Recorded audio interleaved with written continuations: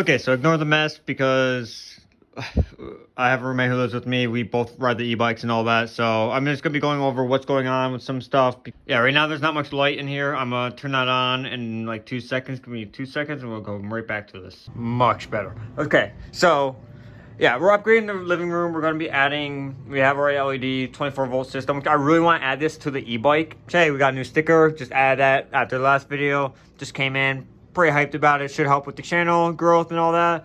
Because I do get a lot of questions. I don't like the color. They kind of screwed it up. But that was my own fault. Because I didn't understand. It said gold flakes. So I thought, oh, it's going to be like a chrome metallic. That's my fault, but it works. We're riding with it. If it starts coming off, I'll buy another one with the proper colors. But so far as the Coswheel GT20 with its new look, and then I may fill in some other stickers. I don't know. Anyways, so yeah, we're redoing the living room so we can start doing some streams and all that. We gotta get the computer all set up for it and set up a camera mount in here. Because then we can do some more recording, me and my roommate, because we're both into the e-bikes and some other things. So there's going to be a lot more channel growth this year. It's just a matter of getting money set aside to finish like the camera mount and the shed, running power to the back of that so we can start working on e-bikes and all that in there. So yeah, here's the br100, which I'm having a lot of issues with. This is going to be my final send away review for it. I put over 1,000 miles on this. My roommate and I rides it, but right now it barely even has a brake. Front to back with this bike, just like we did with the Coswheel. And yeah, without further ado. So first I'm going to see how many miles is actually on here because I haven't checked since he's been riding it. This is 936 miles. I know it's a lot. Wait, no, it says 93. There we go. 829 miles, but I know it's much more because like we went riding together one day and I put the trip OD meter on. It said we only went 5 miles when my other bike, the Coswheel, said we did like 28 miles or something. It was more like 16, and his was not tracking miles at all. So I know I put over at least 1,000 miles on this bike. I've had it for about 1.5 years now. Here's the things I don't like about it, which I'm going to first move the Coswheel because it's way too close to this bike, and then we'll go from there. Okay, I moved the bike, so now we should be able to record. I'm loving these LED lights. So yeah, I got these lights off of Temu. I know a couple off away from the br100 video, but bottom off Temu, 24 volt, 3 amp, works great. I really want to figure out a way to put these on the e-bikes, but they're too bright. They'll legally blind people, which I don't want to do. So we got to figure out a solution to run it at lower voltage or get the 12 volt version and see how bright those are.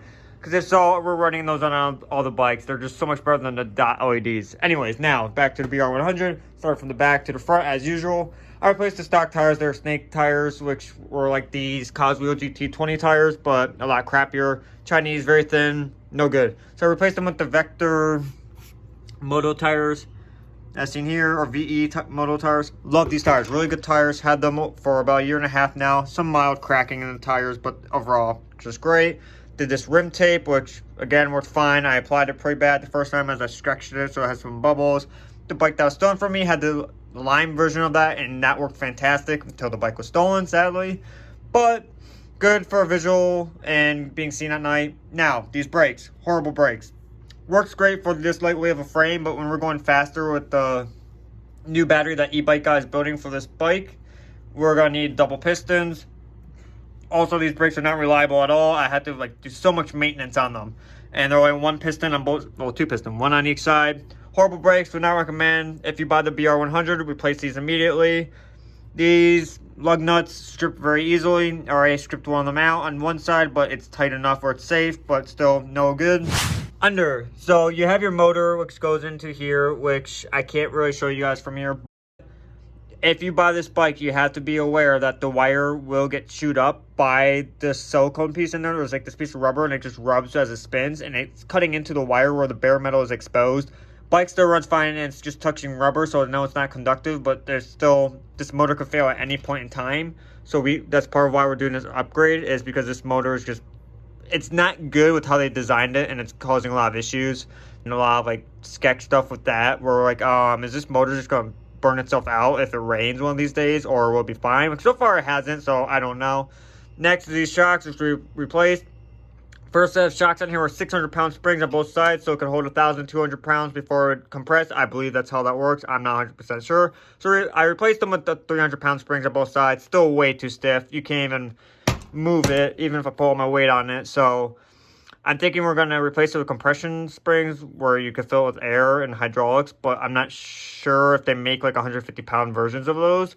and they're kind of expensive, so I'm not sure what we're gonna do about that. As my roommate who rides this, we kind of only ride down the roads, but he'll hit potholes sometimes and stuff, and I know it hurts him because the seat's also not comfortable, and him being a guy, I mean, yeah, you're hitting that constantly, not good. Best purchase so far for this bike was this. I replaced the stock with this wireless one. I only have to charge it like once every 6 months, 5 months, 4 months or something. This thing is reliable, never had an issue. Almost wanted to put on the cause wheel because it just works. You just plug it in and it just goes. Next is the battery in here, which is a 28H, 25 amp, 48 volt system. Rayshawn has the battery for this, which he probably could go over more in detail about it, but it is not that. It's not what's advertised. It's 17AH. Build quality inside is really bad. They only filled up to here with cells when the battery goes all the way down to there. So there's just a lot of room and improvement, which is why we sent it to e-bike guy, because he'll be able to fix all that. Mounted a little speaker, so when we're riding the bike, we can just use that. Just zip tied in there, and Bluetooth. Bag came with the bike, nothing to say there. Speed controller's in here, which I can't pull that off, but this is a 20 amp speed controller, which this goes faster than the cause wheel. This goes about 32 miles per hour, while the cause wheel goes about 28, 27 miles per hour on a full charge. Right now, this is sitting at 47.4 volts, so it'll go roughly about 24, 25 miles per hour. This, I don't have that yet. He just has a half twist throttle here, plus this, which just controls the back light. Probably in the upgrade, we will replace this with that voltage throttle and replace the display with the far driver's controller, because we're going to slap the far driver controller in here. Make this a 48 volt system, 300 amps. Replace that motor. Front shocks have to go too, because they just sit or they don't move at all. There's no in between. And I paid like $168 to replace the stock ones. These are fillable, which I've tried filling different air pressures in them. It does not work. They're cheap forks in comparison to like the 72 volt system that we're building. So yeah, definitely need to replace that too. And I just lost that piece. Great. Headlight works fine, no issues there. This has the same issue with the front brakes, back brake. They don't hold pressure. So this obviously doesn't have anything in it because we replaced it with this one, but I should not be able to pull it all the way back like this. It should be firmer, but I could just do it with one finger with no effort. We don't know why. There's no leaks in this, so I don't know why the brakes are failing. We're definitely going to replace those.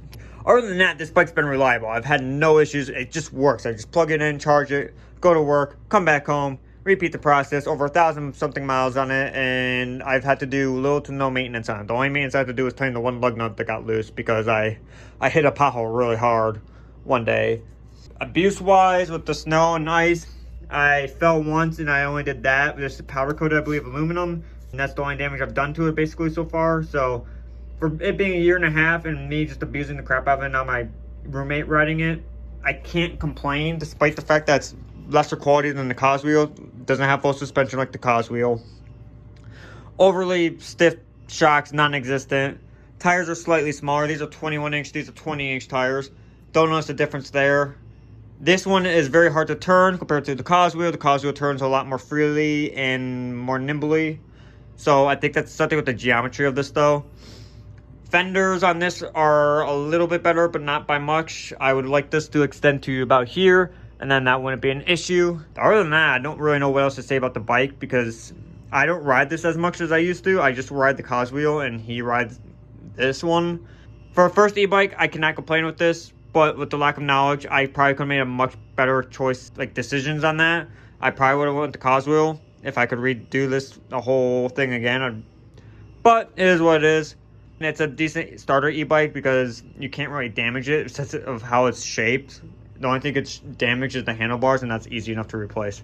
That concludes it. I am caffeinated as all get out. Player signing off.